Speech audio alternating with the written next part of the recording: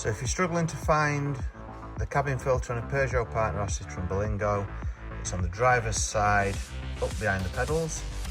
So what you need to do is lower this panel down out of the way, take the panel off here which just pulls on some clips, and then once you've done that, you can see the black cover up there. The tab at the bottom releases the black cover, and then you can get the two-piece filter in and out. You put the first piece in, slide it down, put the second piece in above. Hope this helps. It took me a while to find it, but once you know where they are, it's not too bad a job. There is a pipe that you need to take off and then put back on when you've done, otherwise you don't get really good access.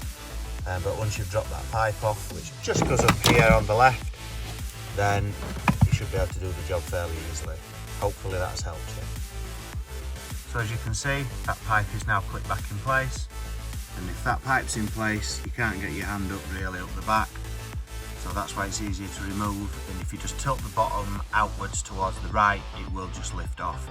And then you feel a positive click when you put it back on. You then just need to put this panel back up, which just clips into place with two clips there, and then one on that end, and then that panel above the pedals is clipped back up in place, and you'll see that it lines up there onto the pipe so that it can blow the hot air down onto your feet. And then it's just a case of clipping this panel back in position, which one-handed I may not be able to do, but it's relatively easy.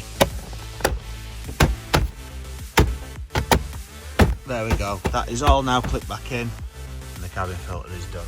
So if you are struggling, that's how to do it.